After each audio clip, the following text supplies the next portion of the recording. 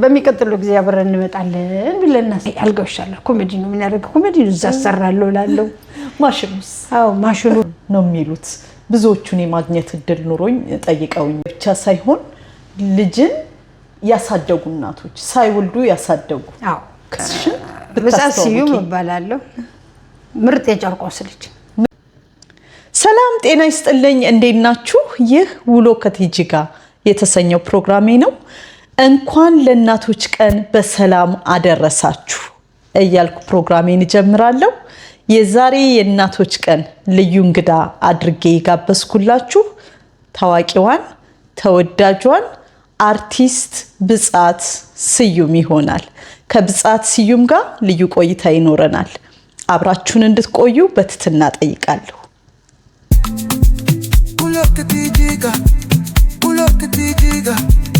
Ulo, Abyssinia taste Melbourne, Australia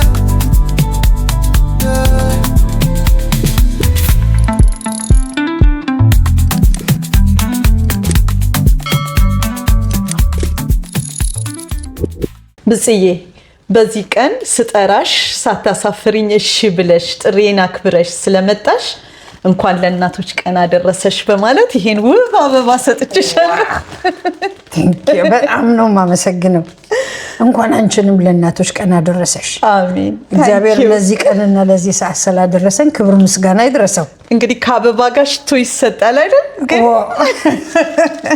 ምርጫሽን ስለማላውቅ ነው እሺ በቂ በላይ ነው ይሄ በስማ በጣም ነው የሚያምረው ቴንኪው ወደድሽው በጣም ነው ማመሰግነው በስማ Thank you. እንደዚህ ያማረ እንደዚህ የጣፈጠ እንደዚህ የደመቀ ኑሮና ህይወት ይስጥሽ የኔ ልጅ አሜን የኔ በጣም ነው ማመሰግነው Thank you ላስቀምጥልሽ ብጽዬ መቼም ያው ብጻትን የማያውቅ ሰው የለም ትታወቂያለሽ ለዚህ ነው ራስሽን አስተዋውቂ ብሎ መጀመር እንደው ንፉግነት ይመስላል አይደል ታዋቂ ነሽና አረ እኔ ታዋቂ ነሽ ምናምን የሚለው ነገር አለ ማቅም ሊኖር ይችላል አዎ በጣም ብዙ ሰው ሊኖር ይችላል ማቅ ሰው ዘፈን የማይሰማ ሰው አለ አዝማሪ ቤት ማይሄድ አለ የዘፈን አድናቂ ያልሆናል አሁን በቤተክርስቲያን ደረጃ ውስጥ ቤተክርስቲያን ውስጥ ያሉ ልጆች ላያውቁ ይችላሉ አዎ ስለዚህ ብጽዬ ራስሽን በሳሲዩ መባላለሁ ምርጥ የጨርቆስ ልጅ አንደኛ የጨርቆስ ልጅ ጨርቆስ ልጅ ነው ያደኩት የመጀመሪያ ደረጃ ትምህርቴን ፈለገ ዮርዳኖስ ሁለተኛ ደረጃ ትምህርቴን ሽመልስ ሀብቴ ለትምህርት ቤት እንኳን ከጨርቆስ አልወጣው ዋው አዝማሪ ቤት ብጀምር ሜክሲኮ ሳልደርስ ጨርቆስ በቃ ደስ ይላል ሁሉ ነገር የጨርቆስ ነው እኔ እግዚአብሔር ክብር ምስጋና ይድረሰው ብጻት ማለት ይችላል ምንም የተለየ ነገር የለኝም ታንኪ ብጽዬ ተገናኘ ነው ያው የእናቶችን ቀን ምክንያት በማድረግ ነውና እስኪ የመጀመሪያ ጥያቄን ከእናትነት ልጀምር እናትነትን አንቺ በምን ትገልጪዋለሽ እናትነት በምን ይገለጣል ትልቅ የእግዚአብሔር ስጦታ ትልቅ መባረክ ትልቅ እድለኛነት መመረጥ ማለት ነው እንደዚህ ስልሽ እኔ ስለወለድኩ የታደልኩ ነኝ የተመረጥኩ ነኝ ማለት አይደለም ያልወለዱ ሰዎች ደግሞ አልመታደል ነው ማለት አይደለም አውቃለሁ ግን በተሰጠኝ ኃላፊነት ልጆቼን እንዳሳድግ እድሉ የተሰጠኝ ሴት ነኝ ማለት ነው እነዛ ሰዎች ለሌላ ትልቅ ክብር የታጩ እናቶች ናቸው ያልወለዱት ከላይ ሆነው የሚጠብቁን ከላይ ሆነው የሚንከባከቡን ሰፈር ውስጥ ያሳደጉን ሁሉም በየቤቱ በአጋጣሚ ያልወለዱ ሰዎች ያሉበት የሌሎቹን የእህት የወንድም ልጅ ሰብስበው ያሳደጉ ሳይወልዱ ልጆቻቸውን የተንከባከቡ እናቶች ናቸውና እነሱ ደግሞ ለተሻለ ክብር የተመረጡ እናቶች ናቸው ብዬ ነው ማስበው እናትነት እንደዛ ነው የሚሰማኝ ለኔ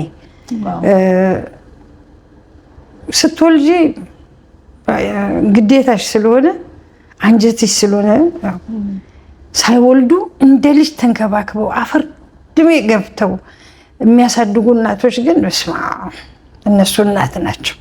እናት ማለት እነሱ ናቸው ለኔ እና እግዚአብሔር ክብር ምስጋና ይድረሰው ተመስገን ነው የሚባለው። ምን ለሁላችንም ክብር ምስጋና ይድረሰው እዚህ ላደረሰን አምላክ። አሁንም ደግሜ የምናገረው ግን እናት ግን የምትከብረው አንድ ቀን አይደለም በአመት።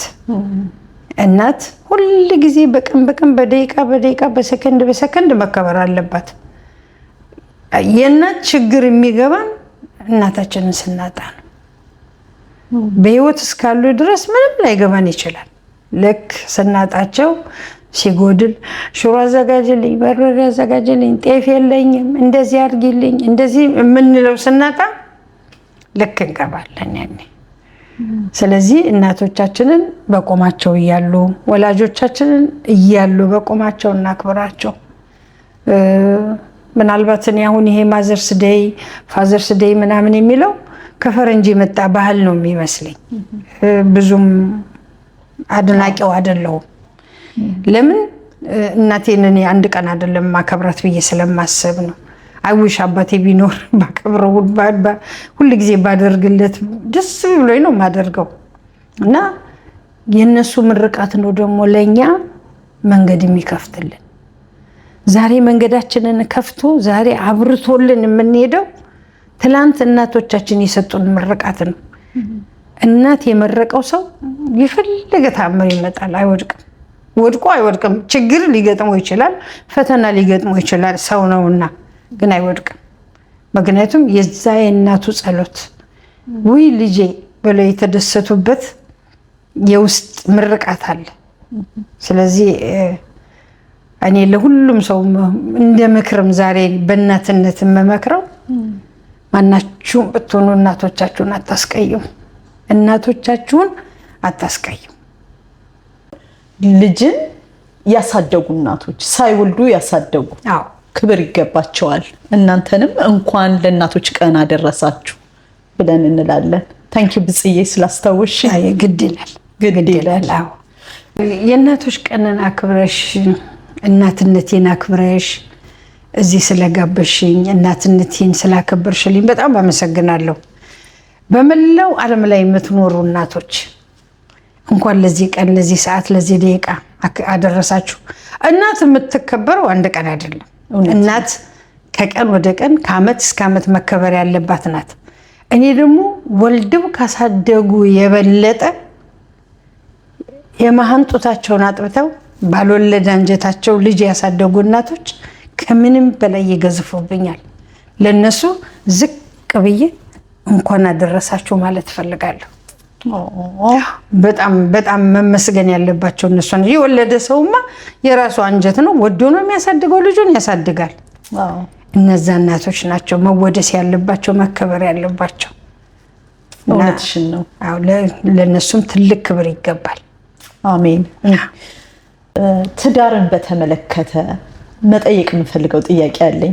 አንቺና ተስፍሽ ሁሌ ሳያችሁ መቼም በቅርብም ስለማውቃችሁ እናትዬ አባትዬ ስትባባሉ ስትከባበሩ ነው ማያችሁ እና ደስ ይላል፣ በጣም ደስ ይላል። እዚህ ሀገር ደግሞ እንደው እንዳለመታደል ሆኖ አንዳንድ ትዳሮች ብዙም አይቆዩም እና እንደው ትዳርን በተመለከተ አንቺ አገር ቤትም እዚህም ሁናችሁ ያው የሁለቱንም ማሳልፈሻል እና ጥሩ ኤክስፒሪየንስ አለሽ ብዬ ስላሰብኩ ነው። እንደው እስኪ ምን ትይናለሽ? ትዳር ትልቅ ተቋም ነው። ለሁለት የምትገነቢው ሁለት ቤተሰብ የሚገነባው ትልቅ ማዕረግ ነው። ትዳር ላይ ስትቆይ በጣም ደስ የሚል ነው። አንዳንዴ ያጋጥማል። ብዙ ቦታ ትሰሚያለሽ እንትናና እንትና ተፋቱ፣ እንትናና እንትና ተፋቱ። እነሱም እኮ እንፋታለን ብለው አይደለም የሚጋቡት፣ እውነት ነው። እንኖራለን ብለው ነው የሚጋቡት። ሁሉን ነገር አሸንፈን ይህንን ቀን እናልፋለን ብለው አስበው ነው የሚጋቡት። አንዳንዴ ለሰይጣን ፊት መስጠት አልወድም እንጂ ሰይጣኑም ይገባል፣ ይቀናል። ጥሩ ፍቅር መሀል ይገባል። የኔና የተስፍሽ ይሄን ያህል እንደው እንደዚህ ብሎም ለማዳነቅ የሚባል ብዙ አመት የቆየ ትዳር አይደለም። ገና 26 27 አመት ነው። አሉ 67 ዓመት የቆዩ ባልና ሚስቶች አሉ እና በእነሱ አንጻር ሲታይ የኛ ኢምንት ነው፣ ምንም ማለት አይደለም። አሁን ካለው ጋር ስትይ እኔም የዚህ ዘመን ልጅ አይደለሁም፣ የድሮ ልጅ ነኝ። እኛም ትልልቆች ነን፣ ህፃናት አይደለንም።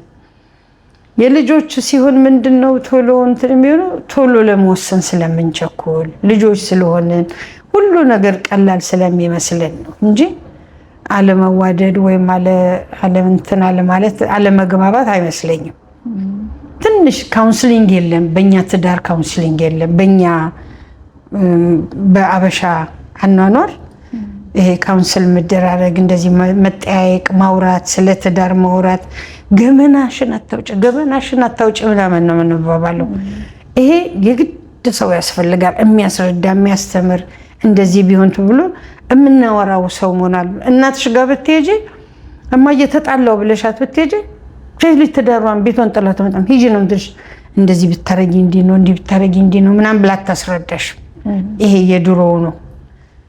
አሁን ያለው ጄኔሬሽን አሁን ያለው ለምሳሌ እኔ ልጆቼ ቢያገቡና አግብተው እንትን ቢሉ ምን የምናገርበት መንገድ አለኝ አሁን። ድሮ ግን ቢሆን እኔ ለእናቴ ማውራትም እፈራለሁ። ደግሞ ጤፍ አለቀ ስንዴ አለቀ ተማለት ሌላ አልፈሽ እንትና ጋር መኖር ፈልጌ ነበር እሱ እንደዚህ ይለኛል ምናምን ብሎ ለማውራት ይከብዳል። አሁን ያለው ወጣት ቤተሰቡም ጥሩ ይገባዋል፣ ውጭም ያሉት ጥሩ ብዙ ነገር አላቸው እድሉ፣ ግን አይጠቀሙበትም። ያ ደግሞ ያለማወቅ አለመብሰል ነው። ልጅነት አንዳንዴ ልጅነቱ ጅልነት የሆነ ያስቸግራል እንጂ ልጅነት ነው። አንድ ቀን ትንሽ 2 ዓመት 3 ዓመት በኋላ እኮ ይነቃሉ። ሲነቁ ጅብ ከሄደ ውሻ ጮኸ ይሆናል እንጂ ነገሩ ይነቃሉ። ሲነቁ እኮ ወይኔ ያ ነገር ነበር ለካ የኔ የሚሉ ብዙ ሰዎች ያጋጥማሉ። እና ትዳር እግዚአብሔር ለሰጠው ሰውና ለፈቀደለት መልካም የህይወት ጉዞ ነው። አንድ ከምንም ቢሆን ከአንድ ብርቱ 2 መድኃኒቱ ነው። አንድ ሰው የፈለገ ጎበዝ ቢሆን ብቻውን ከሆነ ብቻውን ነው። ስለዚህ መልካሙ ነገር ምንድነው?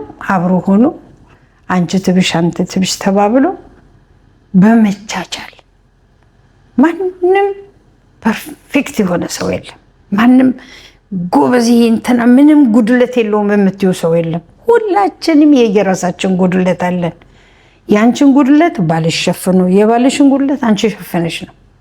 እኔ ጋርም ስትመጪ እንደዛ ነው፣ የትም ስትሄጂ እንደሱ ነው።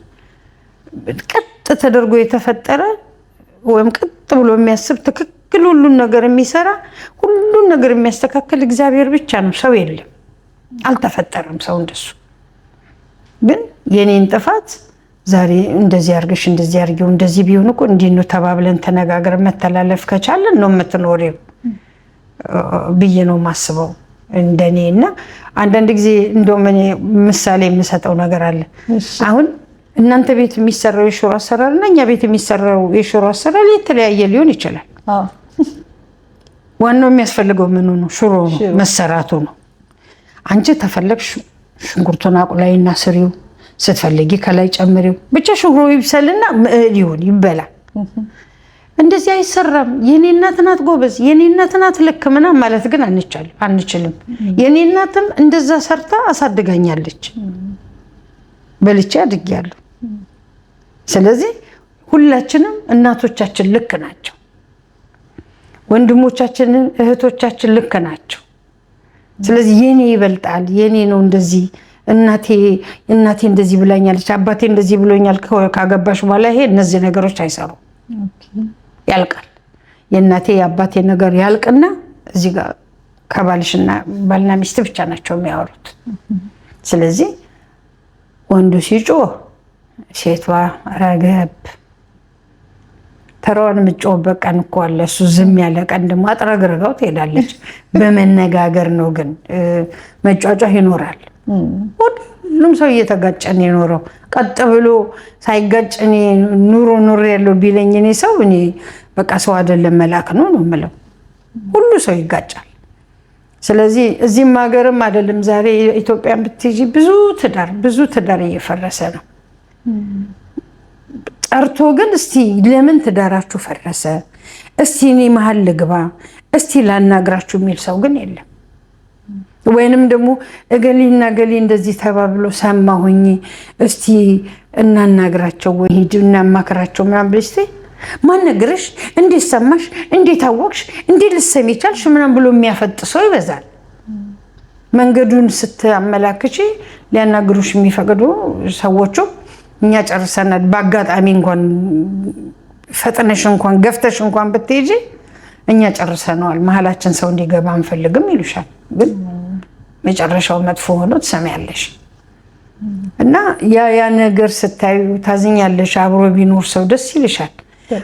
ልጆችሽ ባይፋቱ ደስ ይልሻል። ልጆች በጣም ይጎዳሉ። ልጆች በጣም ነው የሚጎዱት። በጣም የተፋታ ቤተሰብ ውስጥ እናትና አባቱ የሚጨቃጨቅ ቤተሰብ ውስጥ የሚወለዱ የሚያድጉ ልጆች ነገ ላይፍ የሚመስላቸው እሱ ነው። ተነስተው ነገ ተጨቃጫቂ ይሆናል። አሁን ብዙ ልጆች ኢትዮጵያ ያደግን ድሮ በእኛ እድሜ ያሉ ሰዎች እናት አባት እናቱን ሲመታ ምናምን ያህል እና ወንዶቹ በሙሉ በዛን ጊዜ እኛ በጎረመስንበት ጊዜ የጎረመሱት ወንዶች ሴት መምታት ኖርማል ነበር የሚመስላቸው። ለምን ያየውን ነው ሰው የሚሄደው ያ ልክ የሚመስለን። አንድሽ ወንድ ኩሽና ተገባና ይባላል። ኩሽና መግባት ልክ እንደ ነውር ተደርጎ አድጎ በኋላ ውጭ ሀገር ይመጣና ኩሽና ገባ ሲባል አይን ፍጥጥ ነው። እንዴት ኩሽና ገባልሽኝ? እናቴ ያስገብታኝ አታውቅም ይልሻል መጥቶ እዚህ። በእንደዚህ የሚጨቃጨቁ ሰዎች ትሰማያለሽ። እና እነሱን ነገሮች ቁጭ ብሎ በማውራት በመነጋገር እንዳልኩሽ ደግሞ እንደዚህ የሚያናግር ሰው ቢኖር የሚመክር ሰው ቢኖር ጥሩ ነው፣ ጥሩ ይሆናል ብዬ አስባለሁና እግዚአብሔር ለሰጠው ሰው ትዳር ትልቅ ተቋም ነው።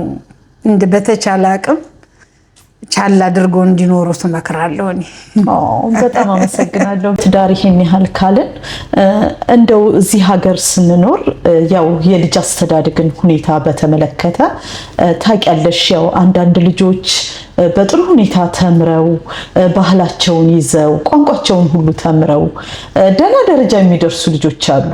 የዛን ያህል ደግሞ ባልፈለግነው መንገድ ሄደው ከባህላችን ወጥተው መጥፎ መንገድን መርጠው የወላጅ ልብ ሲደማ ታያለሽ፣ ሲያዝን ታያለሽ። እንደው የልጅ አስተዳደግንስ በተመለከተ ምን ትመክሪናለሽ ብጽዬ? የልጅ አስተዳደግ እንግዲህ እናትና አባት ሆነሽ ልጆችሽን ስታሳድጊ ደስ ብሎሽ ነው የምታሳድጊው። ነገ ቁም ነገር እንዲበቁልሽ ሰው እንዲሆኑልሽ ደስ ብሎሽ ነው የምታሳድጊው። እና አንዳንድ ጊዜ እኔ ሳስበው ውጭ ሀገር ልጅ ማሳደግ አላምንበትም። አሁን እኔ ስደርስበት ነው ቦታው ላይ እኔ ጫማ ላይ አሁን እኔ ሰው ጫማ ላይ በራሴ ጫማ ላይ ስቆም ነው የገባኝ ማለት ነው።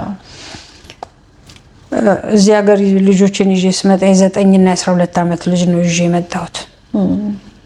እንዴት ደስ የሚሉ እንዴት ቆንጆ እንዳሳደግኩ በእኔ ቤት ማለት ነው። በጣም ጥሩ ተግባብተን ነው የምናድገው ብዬ የምንኖረው ብዬ ነው የማስበው። ሬስቶራንት ነበረኝ፣ ሬስቶራንት ውስጥ ይሰራሉ። ከትምህርት ቤት እንደመጡ ሬስቶራንት ናቸው። አማርኛ እኔ እንግሊዘኛ ከነሱ ጋር በማውራት አሻሽል ነበር፣ ግን እንግሊዘኛ ባወራቸው እነሱን እነሱ አማርኛ ይረሳሉ ብዬ ቅጣት ነው ያደረኩት። እንደው በእንግሊዘኛ መጥቶ ያናገረኝ ሰው ይቀጣል፣ እቃ ያጥባል ወይም ሽንት ቤት ያጸዳል። ስለዚህ እችን ሁለቷን ስራ መስራት ስለማይፈልጉ ቢሞቱ አይሳሳቱ፣ በአማርኛ ነው የሚያወሩት እና ቆንጆ አማርኛ ነው የሚያወሩት። ደስ ብሎኝ ነው። ምክንያቱም እላቸው ነበረ ከእናቴ ጋር ቁጭ ስትሉ እናቴና እናንተ መሀል ቁጭ ብዬ አንተ እዚህ ምናምን ስትለኝ እሷ ጋር ዞሬ እንደዚህ ብዬ እንደገና ከሷ ደግሞ ሰምቼ አላስተረጉምም። ስለዚህ ቋንቋቸው እንዳትረሱ እያልኩ እንደውም ተስፍሽ ደግሞ መጽሐፍም ሁሉም ነበር ያስጀመራቸው። እኔ ተጨናነቁ። ዛ ሬስቶራንት እናቆማቸዋለን፣ እንደገና ትምህርት ቤት ይውላሉ፣ እንደገና ሆምወርክ ብለህ ደግሞ አማርኛ ምናምን ትሰጣለህ እያልኩ ያበለሻሸሁት ነገር አለ። ጥፋቱ የኔ ነው።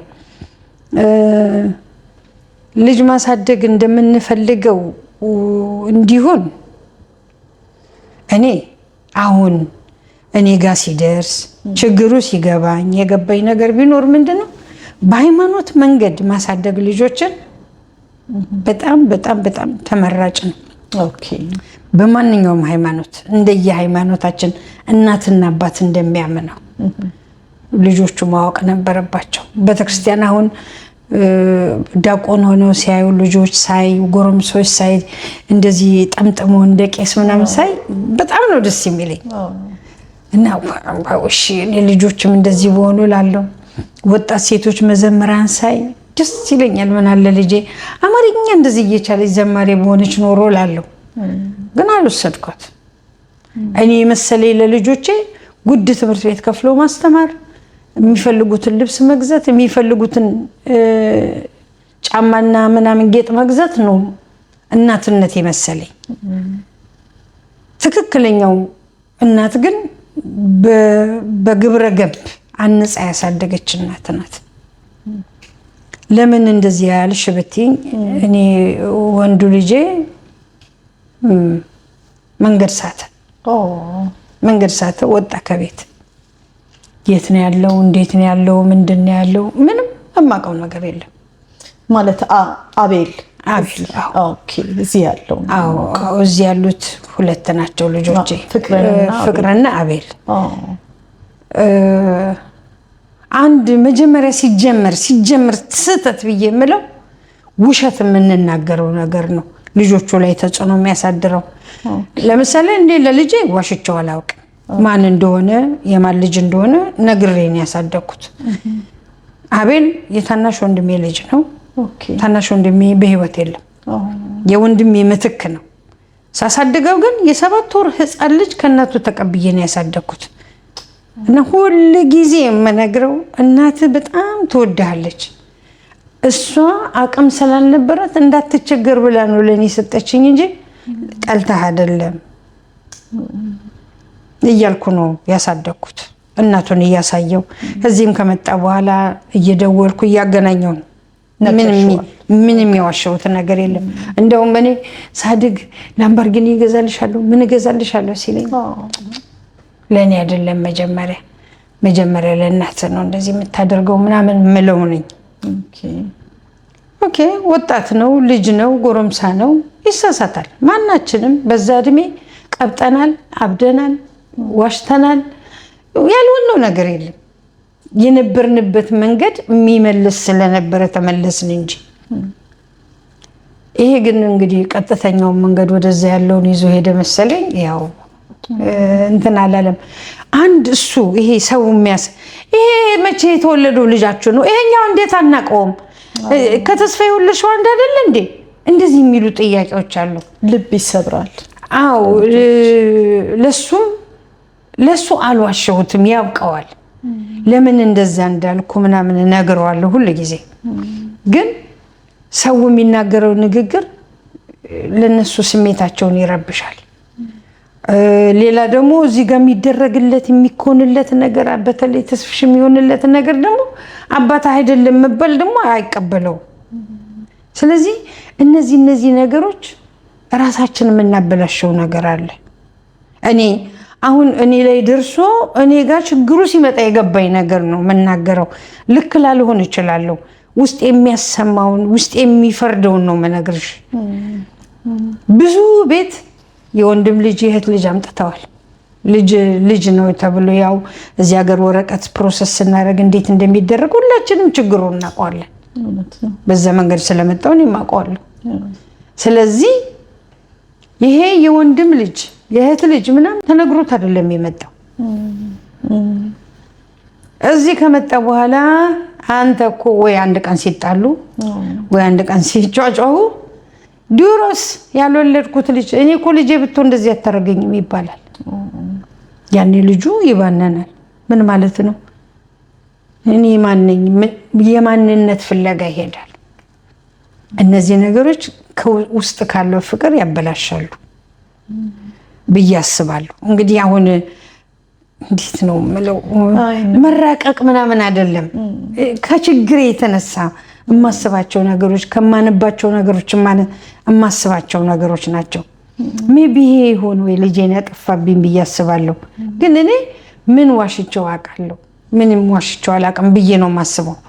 እና ዛሬ እግዚአብሔር እድሉን ሰጥቶት ይሄንን ነገር የማየት ነገር ቢገጥመው የሆነበት ቦታ ሆኖ ቢደውልልኝ እንደው የታክሲ እንኳን ባይኖረኝ እዚህ ሀገር ባስና ትሬን የሌለበት ቦታ የለም። አቆራርጬም ቢሆን እሄዳለሁ እሱን ፍለጋ። ቢመጣም መቼም ቢሆን እቀበለዋለሁ። እናቱ ነሽ? አዎ እናት ነኝ። እኔ መድኃኒዓለም ምስክሬ ነው። ከፍቅር የተለየ ሆኖ ተሰምቶኝ አያውቅም። እሱ የሚሰማውን አላውቅም። አንድ ቀን እግዚአብሔር እድሉን ከሰጠኝ መቼም ሳላገኘው ግን ባልሞት እጸልያለሁ። አንዳንድ ቀን ቤተክርስቲያን ስገባ በጣም አለቅሳለሁ፣ ሰው ሁሉ እስከሚደነግጥ። ምን ልበል? ያው እዚህ ሀገር ገበና አበሻ አይደለን? ገበናችሁ የሚባል አማርኛ አለ። ቤተክርስቲያኖቻችን ምንም እንደዚህ አይነት ትብብር የለው። የኢትዮጵያ ኮሚኒቲ ምንም አሁን የኢትዮጵያ ኮሚኒቲ ተመራጮች እንደዚህ አይነት ወጣቶችን ፈልገው ስራ ላይ አሰማርተው እስቲ ነገሌን ፈልጉ እስቲ እንደዚህ አድርጉ አይባልም። አንቺ ብታገኘው ልታናግሪው ብትሞክሪ ምን አገባሽ ምናምን ቢልሽ ትፈሪያለሽ። ስለዚህ ዝም ብለሽ ነው የምትሄጂው። ሌላ ሰው መግባት አይችልም።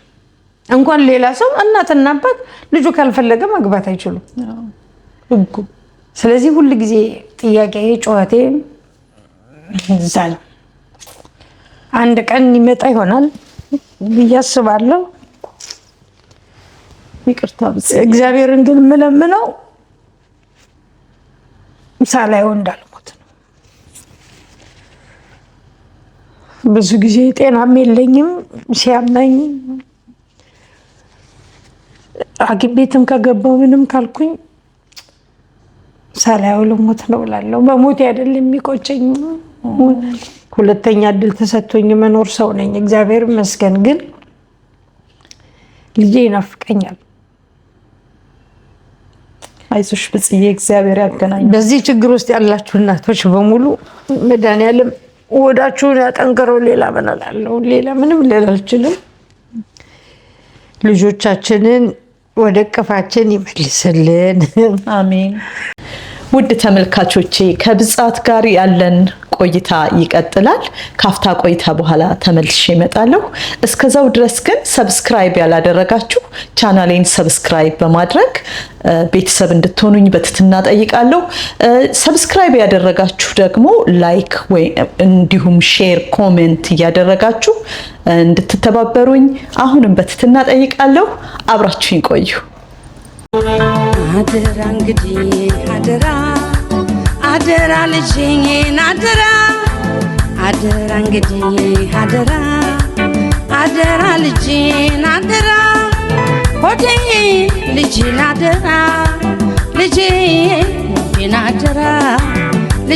አደራ እንግዲህ አደራ እንግዲህ አደራ ልጄን አደራ እንግዲህ ሆዴ ልጄን ልጄን አደራ። ብጽዬ፣ እኔ የማውቀው ፍቅርንና አቤልን ነው። እዚህ ግን ምን ያህል ልጆች ናቸው ያሉሽ? አቡ አንቺውም ሆነሻል። በሀገራችን እኮ ልጅ አይቆጠርም። ይም አይደለም። ይቅርታ እንደነገርኳችሁ እንግዲህ ታሪኬ እንደተከታተላችሁት ነው። 2 ልጆች እዚህ አሉኝ። ትልቁ ልጄ የመጀመሪያ ልጄ አሜሪካን ሀገር አለ። የሶስት ልጆች እናት ነኝ ማለት ነው። የሶስት ልጆች የአምስት ልጆች ደግሞ አያት ነኝ። ዋው! የመጀመሪያ ልጄ አያት የሆንኩበት ዩኒቨርሲቲ ጨረሰ። የልጅ ልጅሽ? የልጅ ልጄ። እውነትሽን ነው? ደስ ይላል። ጊዜው እንግዲህ እሱ መጀመሪያ ልጁን ሲወልድ እናቴ ልጅ ወለድኩ ምናምን አለኝ። የኔ ጌታ ከቻልክ ሁለተኛም ሶስተኛም ቶሎ ጨምራ አምጣልኝ። ልጅ ስለነበረ ደነገጠ። እኔም ልጆኝ ነው አንተን ያመጣው ደግ አደረክ እንኳን ወለድክልኝ ያልኩት። ያው በልጅነት የተወለደ ልጅ ይሄኛው ልጅ ደግሞ ያው 18 ዩኒቨርሲቲ ጨረሰ። በ21 3 ዓመት ነበር የተማረው። ዋው! ጨረሰ። ውይ ደስ ይላል። እግዚአብሔር ደግ ነው። በአንድ ልጅ 5 የልጅ ልጆች 5 የልጅ ልጅ። እንግዲህ ደግሞ ወደፊት እነ ፍቅር እና ቤል ደግሞ ሲቀጥሉ የብዙ ልጅ ሀብታም ሆናለሁ። ያኔ ደግሞ በጣም ሀብታም፣ አሁንም ሀብታም ነኝ። እግዚአብሔር ይመስገን። ክብር ምስጋና ይድረሰው እዚህ ያደረሰ አምላክ። ምክንያቱም ተመስገን ነው። እግዚአብሔር ይመስገን። እኔ የመጀመሪያ ልጄን በወለድኩበት ጊዜ እንዴት እንደነበረ እንዴት እንዳለፈ ምናምን ስለማቅ ተመስገን እንኳን ተወለደ።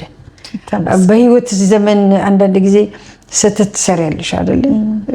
ያኔ ልጅነትም ልጅ ስለነበርኩም ደግሞ ሳታገቢ ምናምን ስትወልጂኛ በእኛ ሀገር ያኔ ነውር ነው። ምን ተሳስቼ ደግሜ ቢሆን ኖሮ ትያለሽ። አሁን ሁሌ በቃ በህይወት ዘመን እንደገና መሳሳት የነበረብኝ ልጅ መውለድ ነበር። ልጅ ደስ ይላል።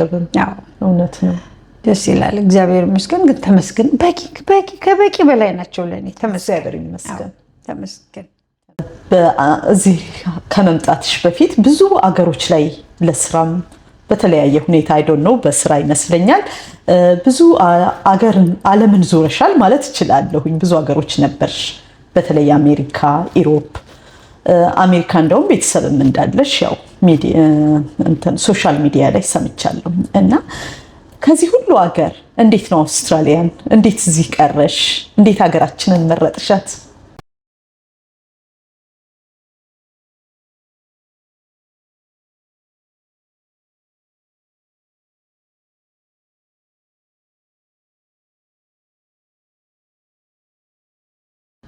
እሺ ውድ ተመልካቾቼ ከብጻት ጋር የሚኖረን ቆይታ ይቀጥላል፣ አላለቀም። እስከዛ ግን አንድ ነገር ላሳስባችሁ። ለመሆኑ ሰብስክራይብ